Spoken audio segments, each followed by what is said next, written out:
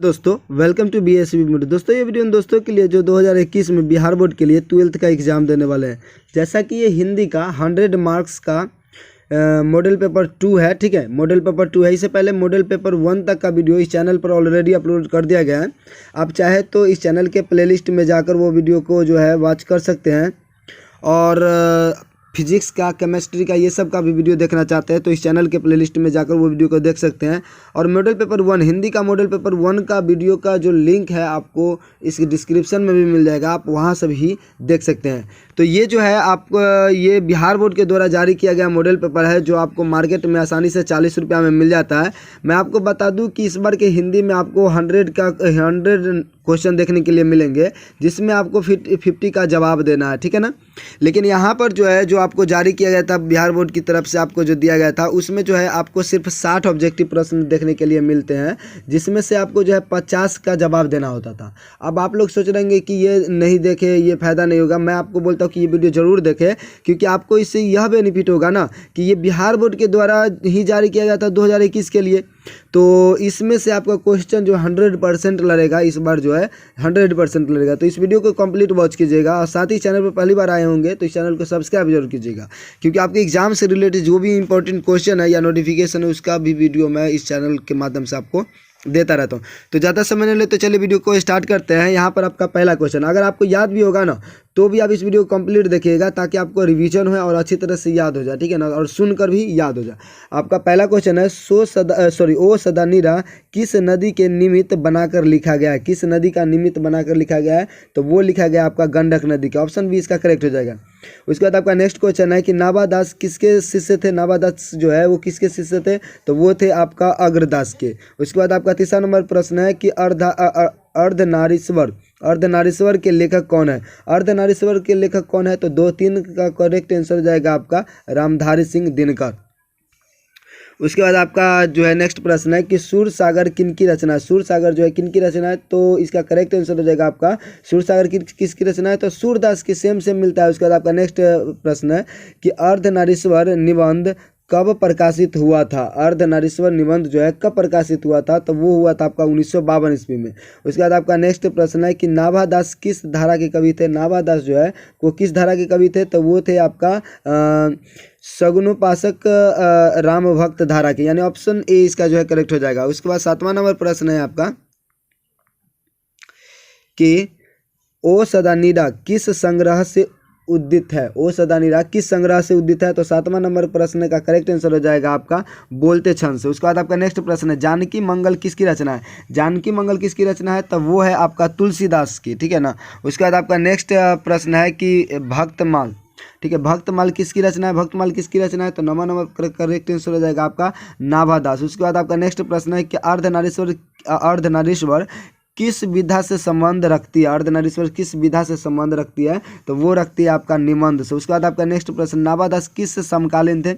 नाभादास जो है किसके समकालीन थे, तो वो थे आपका तुलसीदास के। उसके बाद आपका नेक्स्ट प्रश्न है कि गीतावली किनकी रचना है। गीतावली किनकी रचना है, तो गीतावली जो है आपका तुलसीदास की रचना है। उसके बाद आपका नेक्स्ट प्रश्न, भूषण किस काल के कवि थे।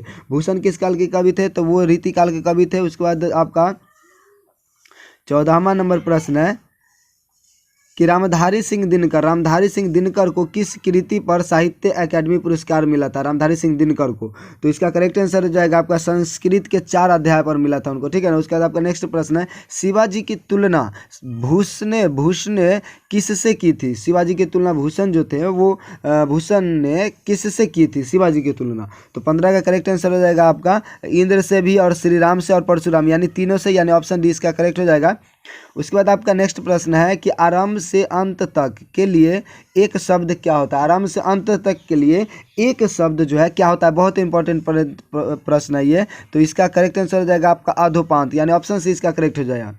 जेब का लिंग निर्णय करे, तो वो है आपका स्त्रीलिंग। उसके बाद आपका नेक्स्ट प्रश्न है कि गागर में सागर भरना का क्या अर्थ है? गागर में सागर भरना का क्या अर्थ है? तो वो है थोड़े शब्दों में बहुत कुछ कह देना, ठीक है ना, कहना।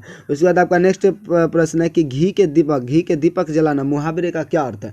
घी के दीपक जलाने मुहावरा का जो अर्थ है वो खुशियाँ मनाना है। उसके बाद आपका नेक्स्ट प्रश्न है कि मदन शलाका किसकी पर्यायवाची है? ठीक है, मदन शलाका जो है किसकी पर्यायवाची है?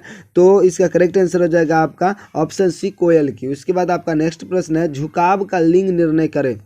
झुकाव का लिंग निर्णय का लिंग निर्णय मतलब स्त्रीलिंग पुल्लिंग आपको बनाना होता है, यानी झुकाव का लिंग निर्णय जो है वो पुल्लिंग है। उसके बाद आपका नेक्स्ट प्रश्न है बादल का तत्सम, ठीक है, तत्सम शब्द क्या होगा बादल का? तो इसका करेक्ट आंसर हो जाएगा आपका घन। उसके बाद आपका नेक्स्ट प्रश्न है कि किरण का पर्यायवाची है। किरण का क्या पर्यायवाची है? तो वो है आपका समी, मयूख और मरीचि, यानी ऑप्शन डी करेक्ट हो जाएगा ये सभी। उसके बाद आपका नेक्स्ट प्रश्न है नेवला का तत्सम शब्द क्या होगा? नेवला का, तो उसका करेक्ट आंसर हो जाएगा आपका नकुल। उसके बाद आपका 25वां नंबर प्रश्न है कि पत्र का तद्भव रूप क्या है? ठीक है, पत्र का तद्भव रूप जो है क्या है? तो वो है आपका पत्ता। उसके बाद आपका नेक्स्ट प्रश्न है चिकना घरा होना मुहावरा किस अर्थ में प्रयोग किया जाता है? चिकना होना, चिकना घरा होना मुहावरा जो है वो किस अर्थ का प्रयोग किया जाता है? तो वो किया जाता है आपका किसी बात का प्रभाव न हो। उसके बाद आपका नेक्स्ट प्रश्न है कि निर्गुण का संधि विच्छेद करें। निर्गुण का संधि विच्छेद करें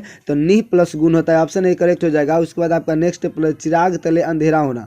चिराग तले अंधेरा होने का अर्थ क्या है? चिराग तले अंधेरा होने का अर्थ क्या है? तो इसका करेक्ट आंसर हो जाएगा आपका ऑप्शन सी, यानी अपना दोष खुद को न दिखाई पड़ना।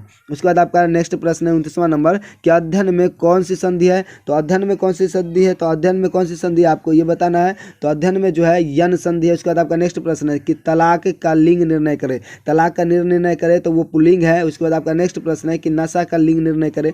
तो नशा का लिंग निर्णय करें तो इसका जो है आपका पुल्लिंग है, ठीक है। लिंग स्त्रीलिंग पुल्लिंग से आपका क्वेश्चन जो है देखने के लिए एकदम मिलेगा।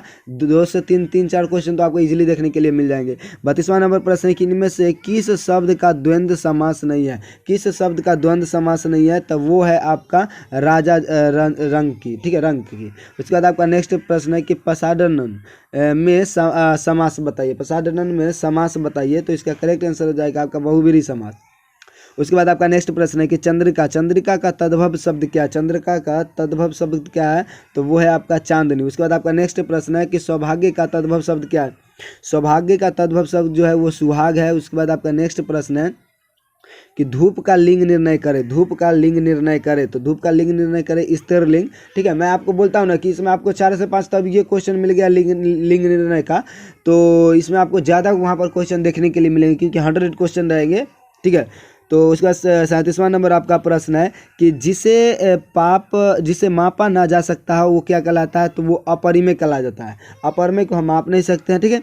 उसके बाद आपका नेक्स्ट प्रश्न है कि परंपरागत उक्ति को कहते हैं, यानी क्या कहते हैं? तो उसको जो है हम कहते हैं सुक्ति। उसके बाद आपका 39वां नंबर प्रश्न है यहाँ पर कि दीवार का लिंग निर्णय करें। दीवार का लिंग निर्णय करें। दीवार का लिंग निर्णय आपसे बोला जा रहा है करने के लिए, तो दीवार का लिंग निर्णय क्या हो जाएगा? तो 39 का करेक्ट आंसर हो जाएगा आपका ऑप्शन बी स्त्रीलिंग। उसके बाद आपका नेक्स्ट प्रश्न है सुख दुख में कौन समास है? सुख दुख में कौन समास है? तो वो द्वंद्व समास। उसके बाद आपका नेक्स्ट प्रश्न है किस समास में दोनों पद मिलाकर एक नया अर्थ प्रकट करते हैं?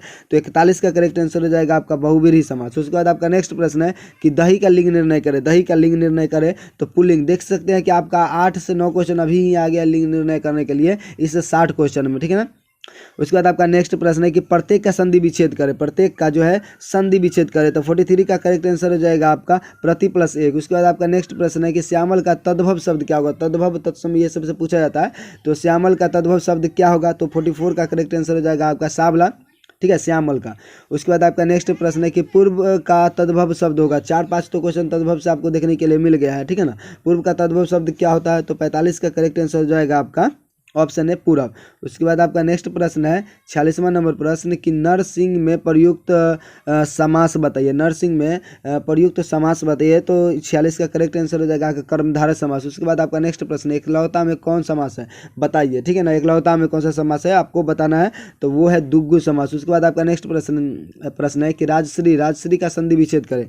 राजश्री का संधि विच्छेद करें तो वो है राज प्लस ऋषि, ठीक है ना। उसके बाद आपका नेक्स्ट प्रश्न है कि नयन का लिंग निर्णय करें। नयन का लिंग निर्णय करें तो वो है पुल्लिंग। नयन जो है क्या है, पुल्लिंग है। उसके बाद आपका 50वां नंबर प्रश्न है कि नीब का लिंग निर्णय करें। नीब का लिंग निर्णय करें तो वो है आपका स्त्रीलिंग। देखिए 10-12 क्वेश्चन आपको देखने के लिए इजीली मिल गया लिंग से, ठीक है ना। उसके बाद 50वां नंबर प्रश्न हो गया। उसका 51वां नंबर प्रश्न है कि चू न करना मुहावरे का क्या अर्थ है, तो वो मुहावरे का अर्थ है सह जाना। उसके बाद आपका नेक्स्ट प्रश्न है कि आकाश शब्द का विलोम क्या होगा। आकाश शब्द का विलोम जो है वो पाताल हो जाएगा, आकाश शब्द का विलोम। उसके बाद आपका नेक्स्ट प्रश्न है कि कौन आता है, कौन सा सर्वनाम है, कौन आता है, इसमें कौन जो है कौन सा सर्वनाम है, तो वो प्रश्नवाचक सर्वनाम है। सुबह शब्द का लिंग है, सुबह शब्द का क्या लिंग है, सुबह शब्द का क्या लिंग है, तो वो स्त्रीलिंग है। उसके बाद आपका नेक्स्ट प्रश्न है तीव्र वृद्धि वाला कहलाता है। तीव्र वृद्धि वाला कहलाता है, तीव्र वृद्धि वाला क्या कहलाता है, तो वो कुशीग्र कहलाता है, उसके कुशाग्र कहलाता है, सॉरी। उसके बाद आपका नेक्स्ट प्रश्न है कि शब्द का प्रवर्ची है। शब्द का क्या प्रवर्ची शब्द है, शब्द का जो प्रवर्ची शब्द है वो आपका नाद है, निनाद है यानी ध्वनि है, तीनों है, यानी ऑप्शन डी इसका करेक्ट हो जाएगा। उसके बाद आपका नेक्स्ट प्रश्न है कि चाय शब्द का लिंग क्या है। चाय शब्द का लिंग क्या है, तो वो स्त्रीलिंग है। पुरस्कार शब्द का विलोम क्या है, पुरस्कार शब्द का क्या विलोम है, तो वो दंड है। पुरस्कार शब्द का जो विलोम है वो दंड है। उसके बाद आपका नेक्स्ट प्रश्न है कि वर्ण के आधार पर संधि के कितने भेद होते हैं। वर्ण के आधार पर संधि के कितने भेद होते हैं, तो वो 3 होते हैं। इंपॉर्टेंट प्रश्न है, ठीक है ना। उसके बाद 7वां नंबर प्रश्न है कि दक्षिण शब्द कौन सी संज्ञा है। दक्षिण शब्द कौन सी संज्ञा है, तो 60 का करेक्ट आंसर हो जाएगा आपका व्यक्तिवाचक संज्ञा है। सो आई होप ये वीडियो आप लोग का अच्छा लगा होगा। मैं आपको बता दूं कि आप जो है पुल्लिंग स्त्रीलिंग आप जो है लिंग जो है क्लियर करके चलेंगे, क्योंकि आपको जो है 10 से 15 क्वेश्चन आपको एग्जाम में देखने के लिए मिलेगा। यहाँ पर अभी मैंने 60 क्वेश्चन को कवर किया, जिसमें से आपको जो है 10 से 12 क्वेश्चन आपको इजीली देखने के लिए मिल गया। वहाँ पर आपका 100 क्वेश्चन होगा, जिसमें से आपका जो है आपके एग्जाम में 100 क्वेश्चन में से आपको जो 10 से 12 क्वेश्चन इजीली देखने के लिए मिलेंगे। तो आपका लिंग जो है क्लियर रहेगा, बनाने में आसान होगा, ठीक है ना, आपको समझने में आसान होगा। इसलिए आप अच्छी तरह से इसका तैयारी करेंगे। सो मिलते हैं आपसे नेक्स्ट वीडियो में, तब तक के लिए जय हिंद, वंदे मातरम।